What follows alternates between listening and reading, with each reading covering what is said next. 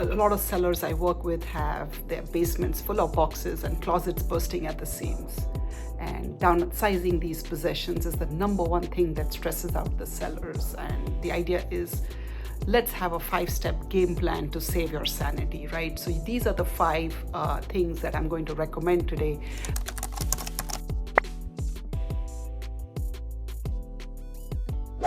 The 4th tip that helps is to make a timeline. It always helps to create a schedule of sorts. You're not going to be able to do all of this in a weekend. It is something that you've collected over decades. So, it's not all going to go away, right?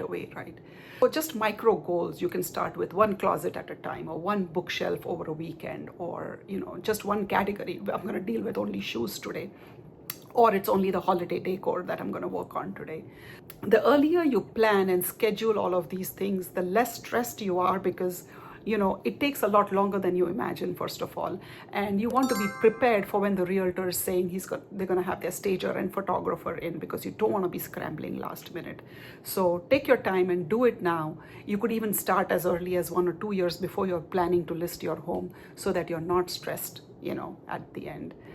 The last tip is think like a buyer, right? If it is too personal, it has to go. If it is too distracting, it has to go. If it makes the room feel small, it has to go. Remember, the bigger you make your room feel, the less cluttered you make it feel, the more buyers can imagine their stuff in that space, the better it is, because that's what your ultimate goal is, to let the buyer imagine themselves living there, right? If the house is like more like I want it to be a reflection of me, it's tough for them to imagine it as theirs. The buyers may not have the same tastes and preferences as you.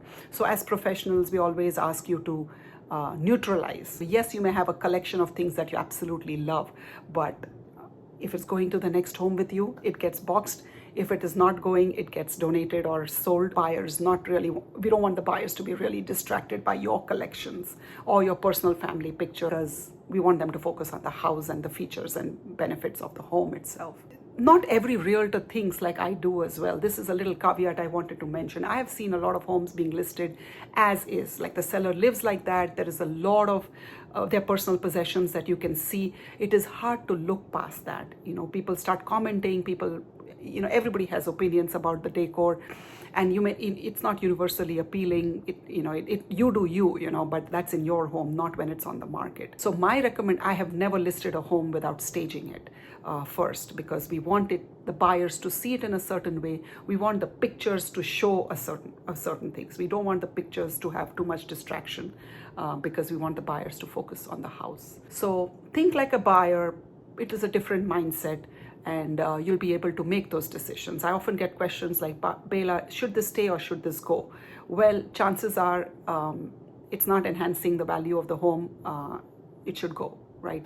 But there might be some instances where somebody empties the entire bookcase and all the books are gone, or someone takes away all the artwork before they paint the walls and then they put nothing back on. Well, my stager will put a few pieces back on, so don't give it all away, or don't box it all yet, because we might be rummaging through some of that stuff to strategically, put some books in the bookcase, or put some artwork, along the walls where you want to attract attention. We look at camera angles, where the photographer is going to stand, and where you want the eyes to be drawn, and that's the logic for what stays. So collaborate with your realtor as well, or your stager, and the idea is to get the best bang for your buck. The idea is to present your home in the best possible light, and the value of the home is in its location, its condition, and whatever is going on in the market. So that condition piece is what you have control over. You don't have any control over the market. You don't have any control over the location, because you already, made that decision when you bought the house.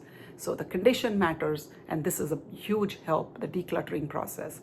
And, you can get a work for you and increase your bottom line.